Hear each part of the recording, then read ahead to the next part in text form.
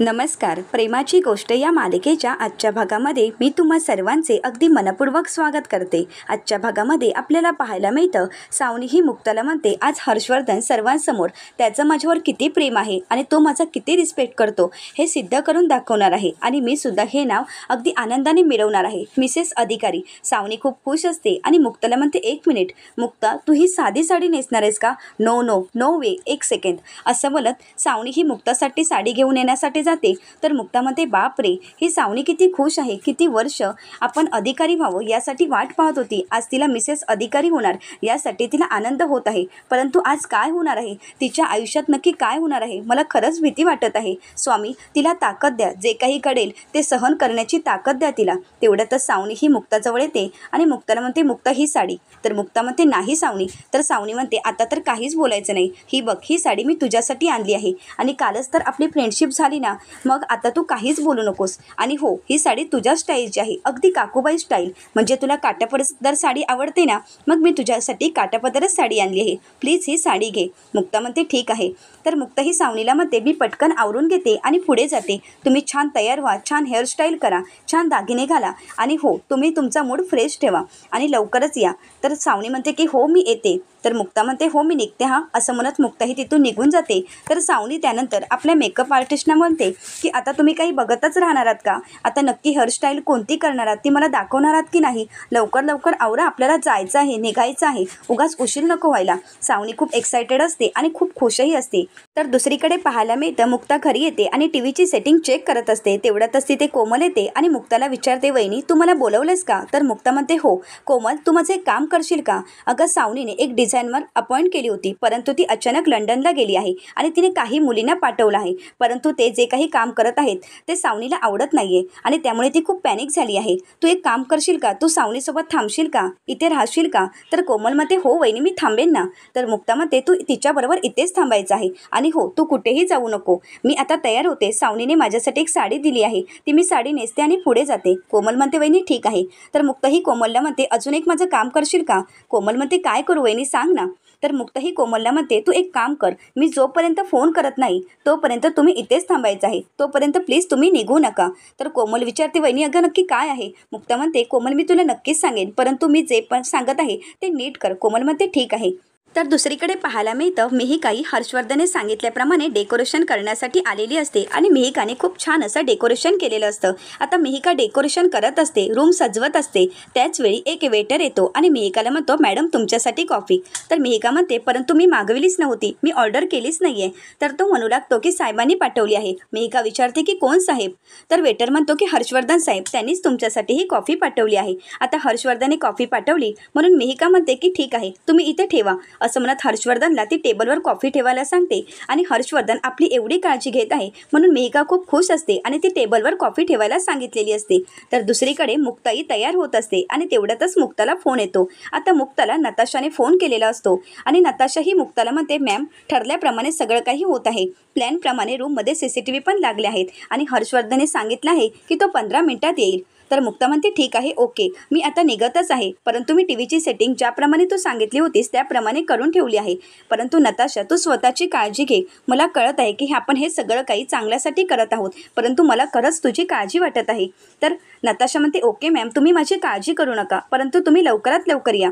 मुक्ता म्हणते की हो, मी येतच आहे, परंतु तू एक गोष्ट लक्षात ठेव की तू स्वतःची काळजी घे. तुला काही झालेलं मला चालणार नाही. नताशा म्हणते, ठीक आहे. तर इकडे मुक्ताने फोन ठेवल्यानंतर मुक्ता मनाशीच म्हणते की काय होणार आहे मला काहीच कळत नाही. मला तर ह्या मुलीची काळजी वाटत आहे. आता मुक्ताला काळजी वाटत असते, परंतु इकडे नताशाच्या समोर हर्षवर्धन असतो. आता नताशा हर्षवर्धनला म्हणते, घ्या, तुला अडवणारी शिकार आता स्वतःच जाळ्यात अडकली आहे.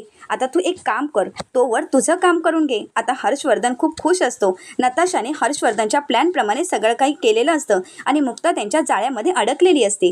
तर दुसरीकडे मिहिका डेकोरेशन पूर्ण झाल्यानंतर पाहते तर मिहिकालाच डेकोरेशन खूप आवडलेलं असतं. मिहिका म्हणते, डेकोरेशन पूर्ण झालं आहे आणि जिजूंना सुद्धा खूप आवडणार आहे. आता मिहिका मोबाईल घ्यायला जाणार त्याचवेळी तिच्या लक्षात येतं की आपल्यासाठी कॉफी आलेली असते आणि म्हणूनच मिहिका ती कॉफी पित असते आणि ती डेकोरेशन पाहत असते. मिहिकाला डेकोरेशन खूप आवडलेलं असतं आणि ती पाहतच कॉफी पित असते. तर आता वेटरने पाहिलेलं असतं की मिहिका कॉफी पित आहे. आता वेटर हर्षवर्धनला खुणावूनच सांगतो की मिहिका मॅडमने कॉफी प्यायलेली आहे. आता मिहिका कॉफी पिते हे ऐकल्यानंतर हर्षवर्धनला खूप आनंद झालेला असतो. तर इकडे मिहिकाला कुठल्याच गोष्टीची जाणीव नसते आणि ती कॉफी पित असते. तर दुसरीकडे पाहायला मिळतं सावनी तयार होत असते आणि तिला पाहून इंद्राताई म्हणतात, आई एकविरे, हेच दिवस आमच्या नशिबात होते का? आता हीची उडबस आम्ही करायची का? जा बाई, एकदा नटून ठटून जा, म्हणजे तू गेलीस म्हणजे आमच्या मागची पिढाच गेली. तर स्वाती म्हणते, नाहीतर काय, अगं मम्मी, मुक्ताचे आई बाबा बघ ना, त्यांना हिच्या लग्नालाच यायला नको म्हणून ते फिरायला गेले. तर इंद्राताई म्हणतात, तुझ्या पप्पांना पण मी तेच सांगत होते की आपण फिरायला जाऊ, परंतु नाही, ते स्वतःच गेले त्यांच्या मित्रांबरोबर आणि मला इथेच ठेवलं आहे या चटक चांदिनीच्या लग्नाला जायला. तर कोमल म्हणते, जाऊ दे ना गं मम्मी, आपण मिहीरसाठी आलो आहोत ना, मिहीरजवळ बघून आपण हे सगळं काही करत आहोत ना, त्याच्यासाठी करत आहोत ना, मग त्याच्यासाठी आपण जाऊया लग्नाला. आता इकडे सावनी खूप छान अशी तयार होत असते. तर स्वाती म्हणते की हो, आपल्याला लग्नाला तर जावंच लागणार, कारण फक्त मिहीरसाठी. तर इंद्राताई म्हणतात, लग्नाला तर मी जाणारच आहे आणि हो, गेल्यानंतर भरपूर खाऊन घेणार आहे. आणि तुम्हाला माहीत आहे का? तर स्वाती विचारते, काय? तर इंद्राताई म्हणतात, 501 रुपये, 501 रुपयाचं मी हिच्यासाठी पाकिट भरलं आहे. आता हे ऐकल्यानंतर स्वाती आणि कोमलला धक्काच बसतो. स्वाती म्हणते, काय गं मम्मी? तर इंद्राताई म्हणतात, मग काय, हिच्यासाठी मी जास्त पैसे द्यायचे आहेत का? परंतु पोरींनो, मला एक प्रश्न पडला आहे, ही हॉस्पिटलमध्ये बदली तर झाली असणार नाही ना? तर स्वाती म्हणते, मम्मी अगं तू काय बोलत आहेस? तर इंद्राताई म्हणतात, हो ना, अगं विचार करा, मिहीर किती चांगला आहे आणि ही किती वेगळी आहे. मला तर काहीच कळत नाही, मला वाटतही नाही की ही मिहीरची बहीण आहे. तर आता कोमल आणि स्वातीला हसायला येत असतं. तर तेवढ्यातच इंद्राताईंना लकीचा फोन येतो. आता लकीचा फोन आलेला असतो, परंतु इकडे सावनीची काही तयारी झालेली नसते. तर इंद्राताई लकीचा फोन उचलतात आणि लकीला म्हणतात, हो हो लकी, आम्ही तयारच आहोत.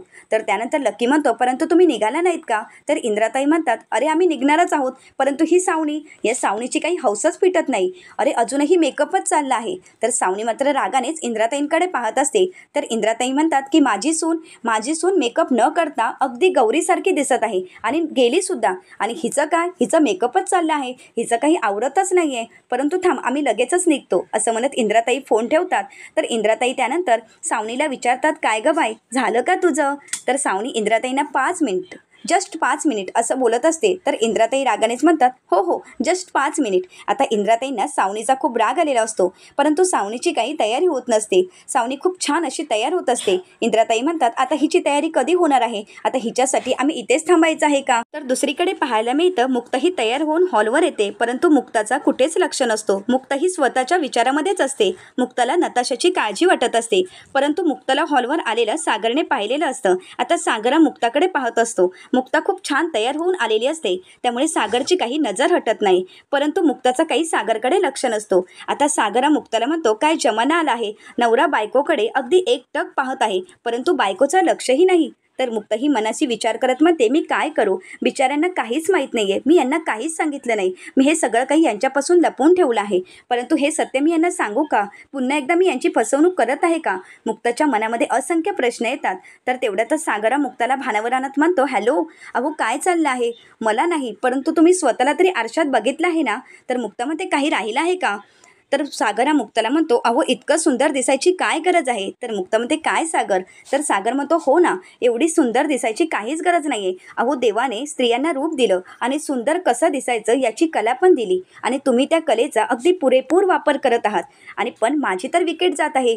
तुम्ही खरंच खूप सुंदर दिसत आहात. तर त्यानंतर सागरा मुक्ताला म्हणतो, मी एक सांगू का, यांचं काही माहीत नाही लग्न होणार की नाही, परंतु आपण लग्न करूया का पुन्हा एकदा? तर मुक्ता म्हणते, सागर? तर सागर म्हणतो, हो ना, तुम्ही सुंदर दिसताय ना, म्हणून मला असं वाटत आहे की आपण पुन्हा एकदा लग्न करावं. परंतु मुक्ताचा काही लक्ष नसतो. मुक्ता मात्र आपल्याच विचारामध्ये असते. तर सागरा मुक्ताला म्हणतो, काय झालंय, एवढ्या सुंदर दिसता म्हणून भाव खाताय का? तर मुक्ता म्हणते, नाही हो सागर, असं काहीच नाही. तेवढ्यातच तिथे मिहीर येतो आणि सागरला म्हणतो, दादूस, अरे बँजोवाल्यांचा फोन आला होता, भरपूर पाऊस आल्यामुळे ते येत नाहीयेत, ते अडकले आहेत. तर सागर म्हणतो, मिहीर, आता मी कोणाशी बोलत आहे? तर मिहीर म्हणतो, वहिनीशी. तर सागर म्हणतो, मग मी माझ्या सुंदर बायकोशी बोलत असताना 2 मिनिटं मला बोलू देशील का? तर मिहीर म्हणतो, दादूस, अरे तुझ्या या सुंदर बायकोसोबत तू कधीही बोलू शकतोस, परंतु आता कधीही वरात येऊ शकते, प्लीज मला मदत कर ना. तर मुक्ता म्हणते सागर प्लीज मिहिरला मदत करा. तर तेवढ्यातच मुक्ताच्या समोरून हर्षवर्धन जातो. आता मुक्ताने हर्षवर्धनला जाताना पाहिलेलं असतं. आता हर्षवर्धन मुद्दामच मुक्ताच्या समोरूनच जात असतो. आता हर्षवर्धनने मुक्तालाही पाहिलेलं असतं. आता हर्षवर्धन रूमजवळ जात असतो आणि मागे वळून पाहतो तर मुक्ता ही पायरीजवळ उभी असते. हर्षवर्धन दरवाजा उघडतो आणि त्या रूममध्ये जातो. मुक्ता म्हणते आता सगळं काही प्लॅनप्रमाणे होत आहे, परंतु स्वामी सगळं काही चांगलं होणार ना, मनात चांगला हेतू ठेवूनच करत आहे आणि आता सगळं काही नीट होऊन दे. आता काही चुकायला नको. आता तरी या हर्षवर्धनचा खरा चेहरा सर्वांसमोर येऊन दे स्वामी. मुक्ता ही खूप काळजीत असते. मुक्ताला खूप काळजी वाटत असते. तर दुसरीकडे हर्षवर्धन रूममध्ये येतो, परंतु तोपर्यंत मिहिका बेशुद्ध झालेली असते. त्यामुळे मिहिकाला काहीच माहीत नसतं. आता मिहिकाने खूप छान अशी रूम सजवलेली असते. ते पाहून हर्षवर्धन म्हणतो मिहिका खरंच खूप छान रूम सजवली आहेस. अगं मी तुला म्हणालो होतो की तुझ्या हनीमून स्वीटसारखीच ही रूम सजव, परंतु तू तर ते मनावरच घेतलंस आणि ही रूम अगदी छान सजवली आहेस. परंतु तुला तर माहीतच नाही आहे की हा बेड आणि ही रूम आपल्यासाठीच सजली आहे. मिहिका हे सगळं काही आपल्यासाठी आहे, सावनीसाठी नाही. तर दुसरीकडे नताशा मुक्ताला मेसेज करते की ऑल ओके. तर मुक्ता म्हणते बरं आहे, सगळं काही ठीक आहे, म्हणजे काहीच भीती नाही. आता असा विचार करत मुक्ता ही कोमलला फोन करते आणि कोमलला विचारते कोमल तुम्ही निघालात का. तर कोमल म्हणते नाही वहिनी, आता आम्ही निघणारच आहोत. तर मुक्ता म्हणते तुम्ही माझ्या आईच्याच घरी आहात ना. तर कोमल म्हणते की हो, कारण मिहिरने सांगितलं आहे की आता सावनीला घेऊन यायला. तर मुक्ता म्हणते ओके ठीक आहे, मग तू एक काम करशील का कोमल, माझ्या माहेरचा TV आहे तो ऑन करशील का आणि त्याची सेटिंग जरा चेक करशील का.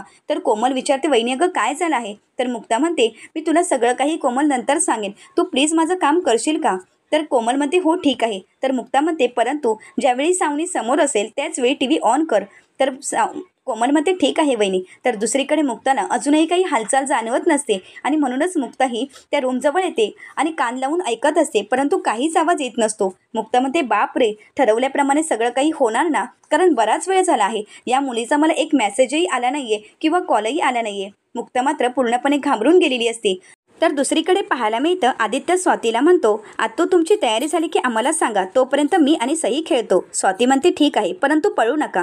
आता आदित्य आणि सई खेळण्यासाठी निघून गेलेले असतात. तर इकडे सावनीची धावपळ चालू असते. सावनी ही फोनवर बोलत असते आणि म्हणते की हो मी तयार आहे, आता माझी तयारी झाली आहे.